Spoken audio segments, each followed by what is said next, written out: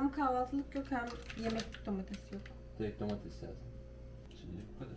Maydanoz yazabilirsin belki. Roka mı marul mu? Yerine göre. Çünkü marul ve rokadan bahsederken araya maydanozu soktum. Sen marul mu kıyas? Marulla maydanoz? Ben marulla maydanozu kıyaslıyorum tabii ki. He. Roka diyor.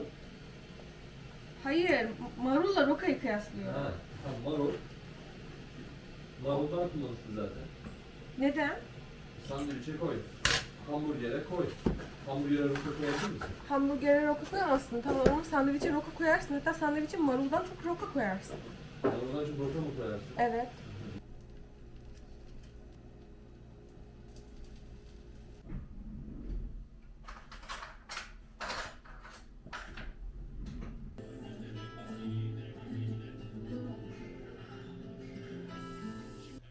Şey gibi.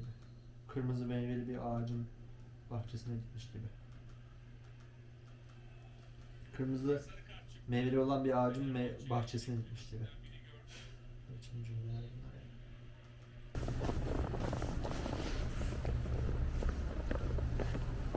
Ömer'i işe götürüyorum.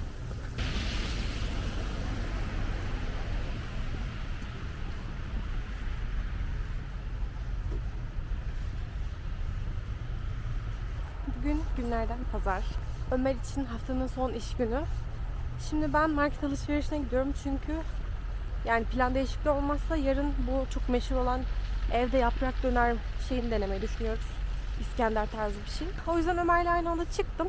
Hem böyle karın tadında falan çıkarayım diye. Kar yağınca da böyle etraf falan çok güzel görünüyor. İlk yağdığı gün özellikle.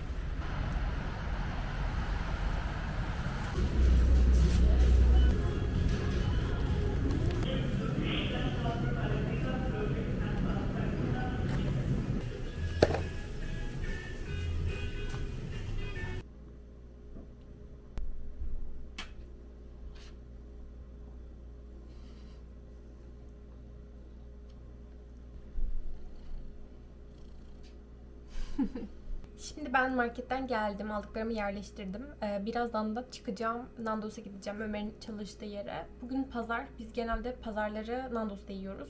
Marketten neler aldım onu göstereyim biraz. Bu arada markete gitme sebebim yarın dediğim gibi Ömer'in tatili ve bizim evde yaprak döner yapma gibi bir planımız var. O yüzden birkaç bir şey aldım. Kıyma almadım ama. Kıyma bizim buzlukta vardı. Sadece onu aşağı indirdim. En ilginç olan şeylerden biri Kanada'da şöyle bir biber bulabilmek. Bu Türkiye'de köy biberi olarak geçiyor diye biliyorum ben. Ben ilk geldiğimde hiçbir markette böyle bir şey bulamadım bu arada. Yani böyle bayağı tombul tombul dolmalık biberin büyükleri oluyor ya. İşte sarı, kırmızı, yeşil falan. Onlardan oluyordu hep. Böyle bir şey bulabildiğime bu arada bayağı mutluyum.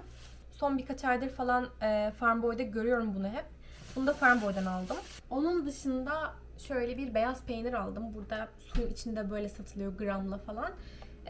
Bayağı biz buraya geldiğimizden beri peynir çeşidi deniyoruz. Çünkü burada insanlar genel olarak bizim Türkiye'de yediğimiz gibi böyle bir kahvaltıda peynir yemek kültürü gibi bir şey olmadığı için daha çok böyle salataların arasında ya da yemeklerde falan yeniyor burada peynir. O yüzden bir tık pahalı. Bir de tabii ki bizim damak zevkimize uyan bir peynir bulmak da zor. Kolay değil.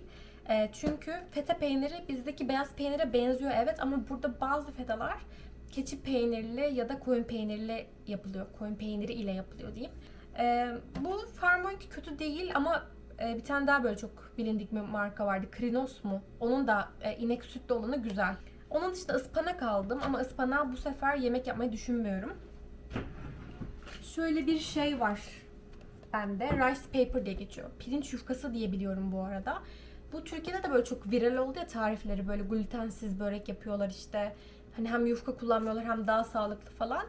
Ben de bunu bayağıdır kullanmak istiyordum bu arada. Buna ıspanaklı peynirli bir börek yapacağım bir gün. Akşam yemeğini yapacağım ama bunu. Eğer beğenirsem, zaten içinde kaç tane var? Bayağı var yani. Bilmiyorum ama çok fazla var. Başka bir günde kıymalı falan yaparım diye düşündüm. Onun dışında normal domates aldım yemeklik. Yaban mersin aldım. Başka ne aldım? Yani böyle birkaç bir şey aldım işte. Son olarak unuttum bu arada. Şöyle bir şey aldım. Bu Ömer'e sürpriz olacak. Bu şey oluyor ya, böyle bademleri falan da böyle çikolataya bandırıyorlar, öyle draje gibi yiyorsunuz falan. Bu da Antep fıstıklı, çikolataya bandırılmış Antep fıstığı. Böyle bir şeyi Kanada'da bulabilmek ne kadar zordur. Gerçekten bunun çok güzel olacağını düşünüyorum bu arada. Farmboy'un ürünlerini bayağı severim. Kaliteli oluyor genelde. Bir de dediğim gibi Antep fıstıklı bir çikolata bulabilmek zaten çok zor. Çok çok zor yani. O yüzden bulmuşken aldım bunu deneriz diye. Böyle Türk kahvesinin yanına falan da güzel gider diye düşünüyorum. Eğer daha fazla zaten ihtiyacımız olursa genelde böyle 2-3 günlük almak bence daha iyi oluyor. Çünkü ne bileyim yani, ben 3 gün sonra ne yemek isteyeceğimi nereden bileyim mesela. Niye alayım ki? Zaten market çok yakın bu arada. Şimdi saat 6 olmuş bu arada. 4 dakika sonra 6 olacak. Yani bakalım Ömer ne zaman molaya çıkacak, ne zaman gideceğim. Bu arada bugün evden çıkıp böyle yürüyüş yapmak falan çok iyi geldi yani. Biraz yolumu uzattım markete giderken falan. Şey çok hoşuma gidiyor yani. Dışarı çıktığınızda kara ayak ilk basan insan siz olmanız. Yani mesela hiç ayak basılmamış bir kara basma hissi. Bir de çok yumuşak falan oluyor ya ilk yağdığı gün. Ya bence müthiş bir şey yani. Böyle 2-3 saat falan yürüyebilirim çok soğuk değilse eğer. O bayağı hoşuma gidiyor yani. Ya muhtemelen tabii ki şimdi ben çocukluğumda da çok fazla kar gören bir insan olmadığım için ben Muğla'lıyım yani. Mesela Ömer için hani çok da umurunda değil yani Ömer'in. Mesela bugün birlikte çıktık, ben böyle yere bakarak yürüyorum falan. Normal dümdüz yürüdü gitti yani. Ama benim için böyle her zaman bir şey oluyor yani. Karın ilk yağdığı gün bende farklı bir heves oluyor, böyle dışarı çıkıp onu görmek ve yürümek istiyorum yani. Bilmiyorum, belki 40-50 yaşına falan geldiğimde bu istek azalır mı bilmiyorum. Ama gerçi Kanada'da sürekli yaşasam belki olabilir.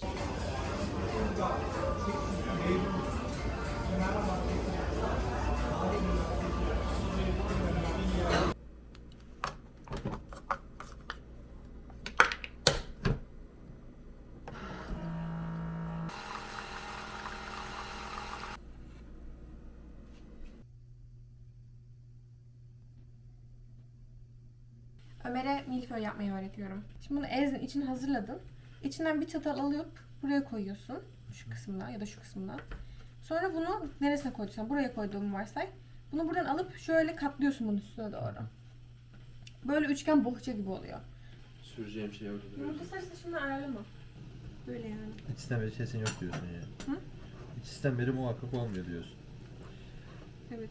Şu an bak yumuşadı bu. Bak. Nasıl yetiştiriyor ama şey programı gibi. Göstereyim sana. Hasan Şaşı Bunu çok yetiştiriyordu. eritme ha. Adam böyle Hasan Şaşı yetiştiriyordu böyle anlatıyordu. Evet evet diyordu böyle. Bak bir de son bir şey daha söyleyeceğim. Evet evet. Bak bak. Bunu çok modunda uyanmışsın. Biri yazmış bana. Ne yazmış? Instagram'da. Şey, görüşelim mi yazmış. Müsait olunca görüşelim yazmış. Hiç hoş bir vibe vermedi bana bu. Abi yazmış canım öncesinde. Abi demiş hani biz de oraya yerleşmeyi düşünüyoruz. Müsait olunca demiş görüşelim. Tamam. Yani şey mi acaba? Hani yerleştikten sonra mı görüşelim? Yerleşmeden önce mi görüşelim ve nasıl görüşelim? Hadi. Şaibeli. Tamam sen onu yap sonra git. Komple git. Tamam. Seni kovuyorum git buradan. Kameranı da al. Kameram seni strese mi sokuyor? Ben spor programı izleyeceğim ya. Dinleyeceğim. Mesela şimdi ben maydanoz olmadı. Tezgahta keseceğim. Kameranı da tezgahta kesersen bir de ne var? Oraya koymayı verirsin olmaz mı? Hayatımda hiç böyle bir milföy yedin mi? Yedim mi? Maydanozlu kaşarlı peynirli mi?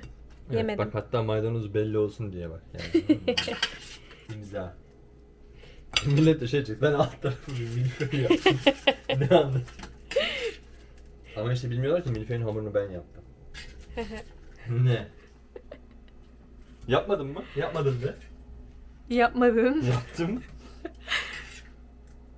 Ömer'in kahvaltı sofrası. Sunum. Bu da artan iç. Çaylar. Güzel bir pazartesi gününden selamlar tekrardan. Biz şimdi dışarı çıktık. Bugün hava 4 derece bu arada. Bu haftanın, hatta son 2-3 haftanın en güzel hava durumu. Bayburt Market'in o tarafta yürüyüş yapacağız. Yürüyüşümüzden sonra da çıkacağız ve marketten dönerimiz için eksik malzemelerimizi alacağız. Şimdilik planlarımız bu kadar.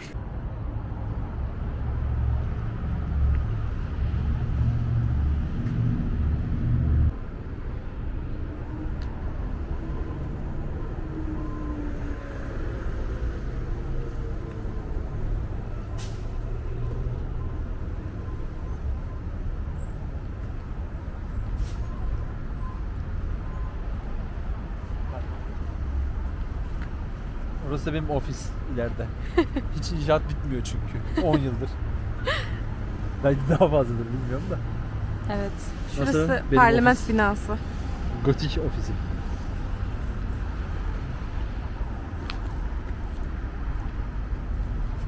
Ben zaten müteahhit gibi yürüyorum, fark ettin mi?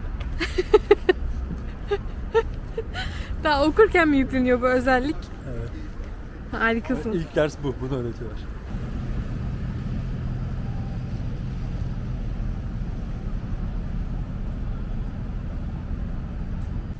Ömer diyor ki bu bir balık şeklinde bir bulutmuş.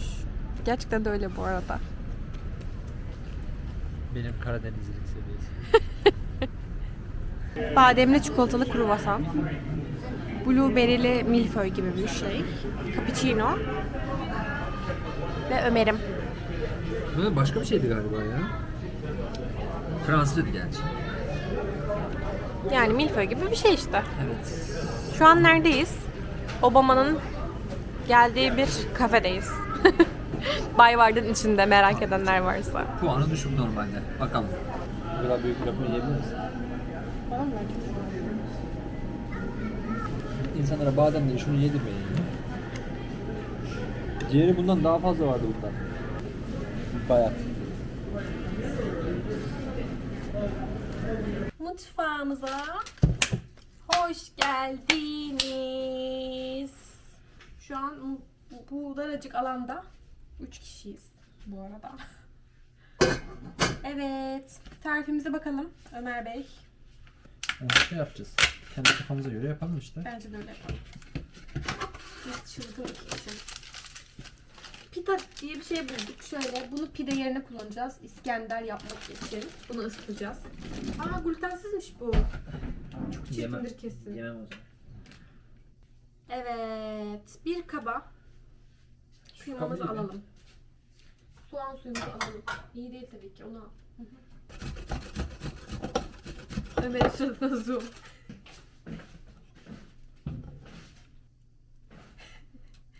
Bu ne ya?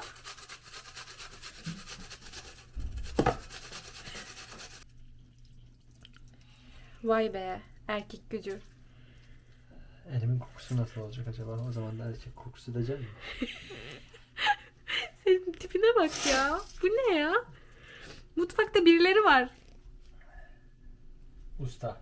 Tamam, ne koyacaktık buna? Kıymadan başka. Kıyma, soğan suyu. Bitti. Kıyma, soğan suyu, baharatlar. Ha, baharatlar. Elle karıştıracağız herhalde. Yoğurt bir de. Ben bunu elimle karıştırmak istiyorum. Daha az koy. Yeter mi? Yeter. Ay pardon. Aa.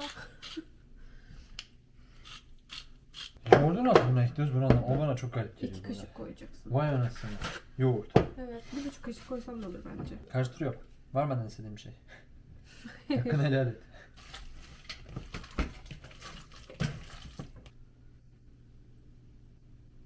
Bunun eline bir yayayım biraz.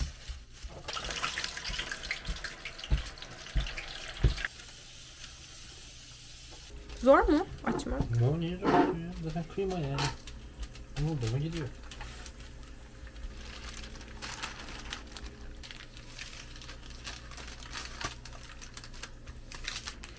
Göstereyim sana halini. Buna delik açmalı mıydık? Olabilir bu arada. Domatese. Domates gerek yok bence. Bana bir görev verdin ve ben bu göreve layık olmaya çalışıyorum. Şunu önce koyabilirdin hocam Domates mesela. kesmek. Ama şimdi 5 dakikadan bir şey olmaz ya. Yani. Mesela erkekler yemek yaparken şöyle bir şey oluyor. Ha bu arada Ömer'in eli gerçekten lezzetli. Bence çok güzel yemek yapıyor. Hani hiçbir eleştirim yok o konuda. Ama mesela bizdeki gibi böyle bir olay sıralaması yok gibi geliyor bana. Ya da aynı anda birkaç bir şey yapamıyormuş gibi. Mesela her şey önünde hazır olması lazım ki Ömer yemek yapmaya başlayabilsin. Mesela sosta bile yani. O pratikle alakalı bir şey. Ya tabii ki onun da etkisi vardır bu arada. Pratiğim olsa yaparım. Yaparsın. Tamam. Oğlum çok güzel kokuyor lan. Şimdi aradan bir 15-20 dakika falan geçti sanırım. Burada domates sosumuz var. Patateslerimiz hazır. Ama yumuşadılar yani biraz ama zaten onu biz şey yapacağız. Dürümün arasına koyacağımız için çok sıkıntı değil. Bu arada ben videoları izlerken genelde böyle herkesinki çok sulanmış, böyle suyu falan boşaltıyorlardı. Bizimki hiç sulanmadı. Bence soğanın tamamını değildi. Sadece suyunu koyduğumuz için, sıkıp sadece suyunu koyduğumuz için o etkiledi. Şimdi artık bence çıkarma zamanımız geldi. Bir kontrol edelim hatta çıkarıp. Bunu açtığımda az önce yangın alarmı falan çaldı bu arada. Niye çalışacak öyle? Şöyle mi? Ya bu evde yangın çıkıp da ölme ihtimaliniz gerçekten çok düşük bence yani. Tabii Allah korusun ama yani. Burada böyle biberlerimiz var. İstediğimiz kıvama geldi. Domates yumuşadı. Wow. Çok iyi görünüyor.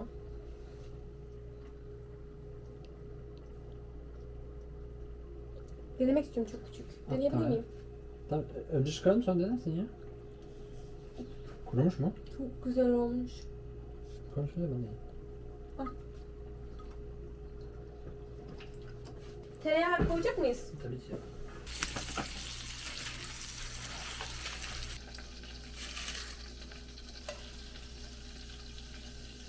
Sen bu hem yarım dürüm hem bunu bitir. Ne istiyorsun yani? Tamam şimdi bunları yapacağım bunu ama. Şimdi bunu yapacaksın. Açacaksın YouTube'dan bizim videoları. Onu izlerken yiyeceksin. Hepsi koktu bu arada. Biz bu işi biliyoruz. Biz bu işin master'ı olmuşuz.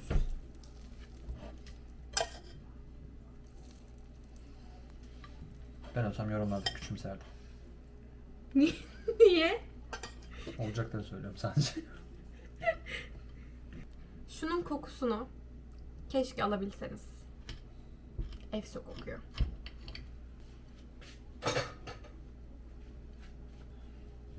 Hadi artık bay bay hadi yiyoruz hadi. Nasıl? Sosu beğenmedim. Niye? Değişik bir koku geldi sanki. Çok güzel görünüyor. Güzel yapmış Ömercik.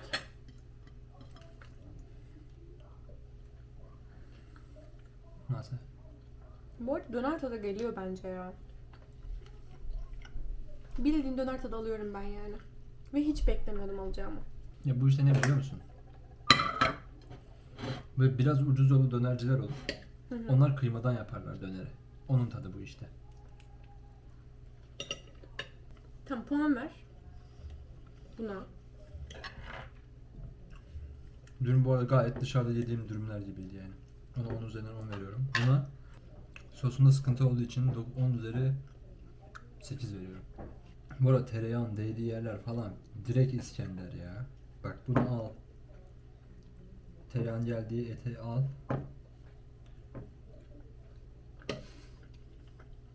Vallahi İskender yiyorum şu an yani. Güzel. Gerçekten güzel. Kaç puan verdin yani? Ya şu an tereyağlı yerlerinden yiyince puanım artıyor.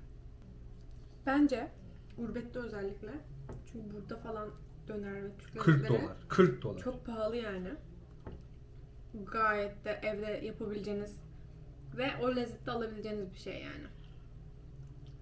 İnşallah şöyle pratik bir künefe tarifi de gelir de birilerinden. Yoğurt yok hani bunun yanında.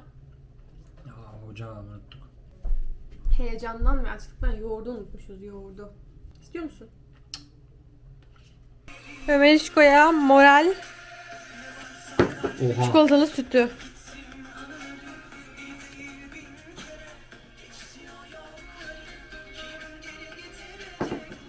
Ama bu biraz azmış. Benim bütün soru çözümüm için bundan 2 tane daha lazım. Tamam, hemen alıp geleyim Zesti'den. Bu arada burada iğrenç. Böyle şarkıları da dinlemiyorum normalde. Denk yani. İnanmıyorum. Murat Boz dinliyorum. Bundan da utanmıyorum. Bir. İkincisi, bizim dükkanda adamlar tavuğun yanına çikolatalı süt içiyor ya. Evet ya. Hadi onu bırak. Bu arada ben şeyde çok fazla görüyorum. Böyle hamburger gibi tuzlu menülerin, fast food menülerinin yanına milkshake içiyorlar. O da çok fazla yani. Güzel mi çikolatalı süt? Güzel. Ama güzel evet. Çikolatalı sütleri güzel bu arada. Sen baktın mı tadına hiç? Yok. Niye bakmadın? Süt içmek istemiyorum. Yiyordum ha. Sen 1 yıldır Kanada'dasın ve hiç çikolata süt içmedin mi burada? Evet, içmedim. Tam şimdi içmeni istiyorum işte. Tadına bak ya. Bir bak yani Türkiye'deki çikolatalı sütle Tamam, kıyasla sadece. bakayım. Farkı ben sana söyleyeyim. Türkiye'dekine çok benziyor. Kakao Daha az çok kok, geliyor. daha az şekerli bu. Ama evet kakaosu daha çok baskın. Şeker az. Evet. Kakao baskınlığını bilemeyeceğim. Ama gaz Şekeri yapıyor. az. O zaman o kadar içme. Bu arada bunun içinde 500 mililitre falan var yani. Vardır canım. İçelim. Belki daha fazla hatta. Saat 8.30-9'a geliyor. Ben bugün 8 gibi uyandım. Çünkü geçen videoda bahsettiğim denetçiler bugün geliyormuş. Bakalım, bekliyoruz. Ömer şimdi bir 5-10 dakika önce falan okula çıktı. Onun bugün dersi erken başlıyor. Bugün Ömer'in okulda sınavı var. Bayağı da önemli bir sınavı. Dün o ders çalışırken ona bugün götürsün diye kahvaltı durumu gibi bir şey hazırlamıştım. Ama unutmuş. Şöyle bir şey yapmıştım. İçinde havuç, maydanoz, peyniri var böyle 2 çeşit falan. O yüzden bu bana kaldı artık.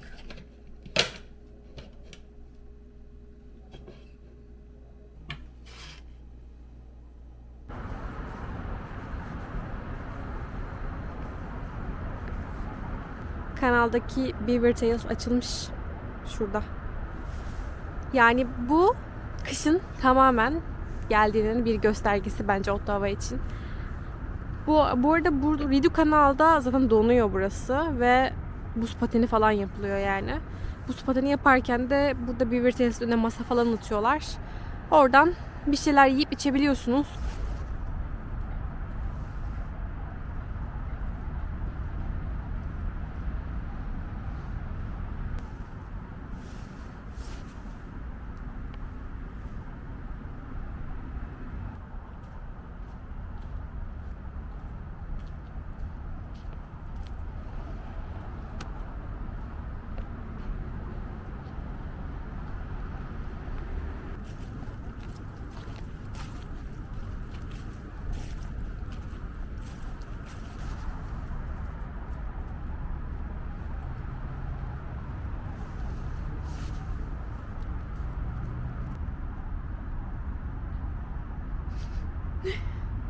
Bulamadın mı? Ben eve geldim. Birazcık dizi izledim. Gilmore Girls izliyorum bu arada. Onun dışında duşumu aldım. Göründüğü üzere zaten saçlarım ıslak. Şimdi de pirinç yufkasından börek yapacağız. Bu arada ben çoktan içi falan hazırladım böyle. Ispanaklı, feta peynirli, yani beyaz peynirli diyeyim. Bir iç hazırladım burada. Yanına da mercimek çorbası yaptım. Onu göstermeme gerek yok gerçi, normal mercimek çorbası. Sadece ben sebzeli yapıyorum, böyle havuçlu, patatesli falan. Şimdi bunu birkaç tane video izlemiştim bu arada. Genelde ya suya ıslıyorlar ya da yumurtalı bir şey ıslıyorlar. Ya yumurtaya ya da yumurtalı suya. Ben yumurtalı suya ıslarım diye düşündüm. Çünkü proteini artırmış olur hem. Bir de daha çıtır çıtır oluyormuş herhalde. Bu kadar zor olmamalı ya bunu açmak. Az kaldı, inanıyorum. Ya hiç böyle bir şey beklemiyordum bu arada ya. İnanılmaz plastik gibi bir his veriyor. Evdeki tabak ağzından dolayı yemek tabağımızı çıkardım. İçinde biraz su var. Muhtemelen görünmüyordur.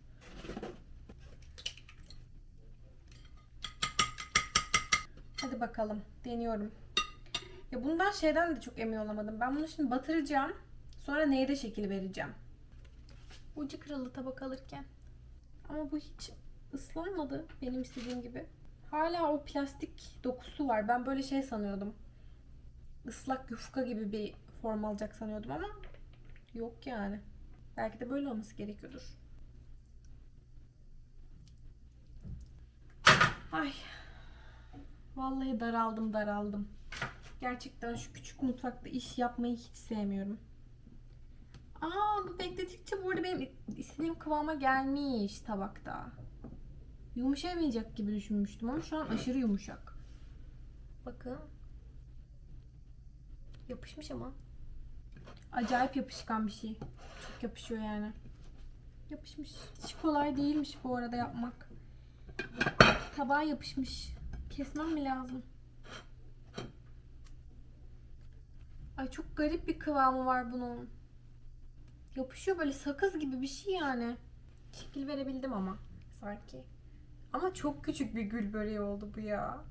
Şimdi ikincisini yaparken bunun çok hızlı yapışacağını göz önüne alarak yapmak istiyorum. Ama nasıl yapacağım ki yani? Kimse bana bunun böyle olacağını söylemedi. Şu an daha az beklediğim için belki de bu bir tık daha iyi. Sert bir formda. Şöyle tezgaha direkt şey aldım. Tezgahta da sanki çok alan varmış gibi ama yok aslında. Burada yapmayı deneyeceğim. Bu sefer ikili pirinç yufkasından bir tane yapacağım. Şu elimi yumurtaya sokma hissi var ya. Hiç hoşuma giden bir şey değil. Şimdi bunu hemen kenara alıyorum. Şimdi bunu biraz daha uzun yapacağım. Ben bunun içinin yeterli olup olmadığını anlayamıyorum. Sıkıntı o. Şu an bu yeterli mi değil mi? Bilmiyorum. Bana iyi gibi geldi. Daha ne yani? Bu kadar bol iç koyalım da. Yağlı kağıtla bile kolay değil yani, onu söyleyeyim. Çok yapışıyor çünkü. Ya da ben yumurtayla yaptığım için mi öyle acaba? Yani mesela suyla yapsaydım daha farklı olacak mıydı? Who knows? Ya çift yufkayla yapmış olmama rağmen hala o şeyi vermedi bana yani. Diğeriyle çok bir boyut farkı yokmuş gibi geliyor. Mesela şu tek yufkalı. Bu da çift yufkalı. Ya tabii ki var ama istediğim büyüklükte değil diyeyim yani. Normal bir börek büyüklüğünde değil. Fırına gitmeden önceki son görüntü. Ama şunlar o kadar küçük ki yani. Bakın parmağımla falan oranlayın. Ki benim ellerim aşırı küçüktür. Çorbalarımız.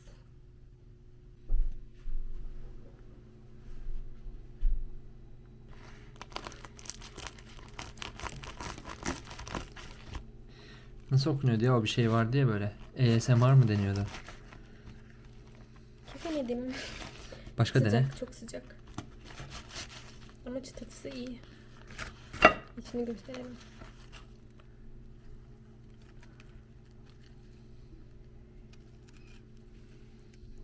Güzel görünüyor mu?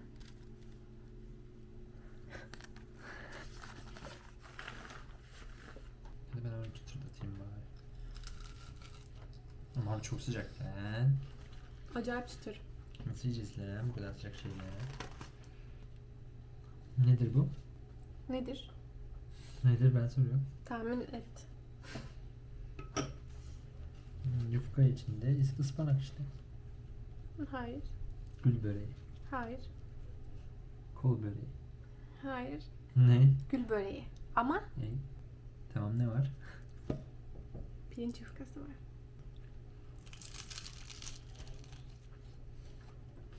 Tad olarak aşırı bir fark yok bizim böreklerden. Daha çıtır dediğin gibi. Hı hı. Ama kötü değil yani. Soda ve de ekstradan asit mi basıyorlardı ya? Asit dediğim o şey işte. Yani bizim boğazımıza yakın şey var ya. Çünkü böyle maden suyu, yani atıyorum kaynaktan çıkan su direkt böyle değil diye biliyorum ben yani. Benim bu konuda iyi bir bilgim olacağını varsaydın ki. Günde 7 tane soda içtiğin için belki bir ara araştırmışsındır diye düşündüm. Hayır, araştırmadım.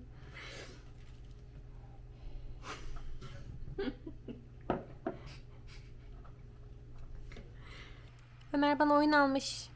Benim çok merak ettiğim bir oyundu bu.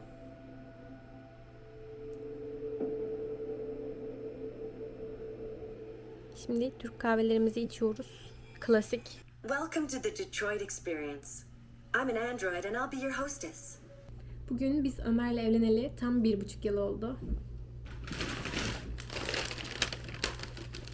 Tada! Yani burada çiçek alırsanız rezalet bir paketlemeyle bu şekilde karşılaşabilirsiniz.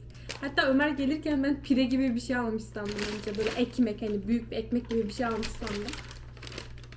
Çünkü görünmüyordu. Burayı da bantlamışlar.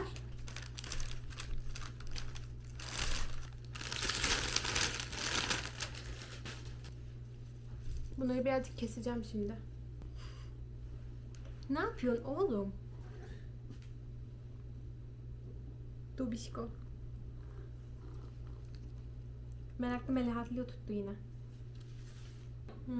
İçinden bir şey çıktı bunun. Bak burada da kesmemi söylüyorlar zaten. İçinden şöyle bir besini çıktı. Kesilmiş çiçek besini. Bir şeyi. Cut flower food yazıyor.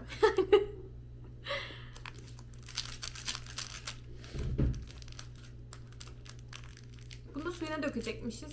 Dökeyim önce.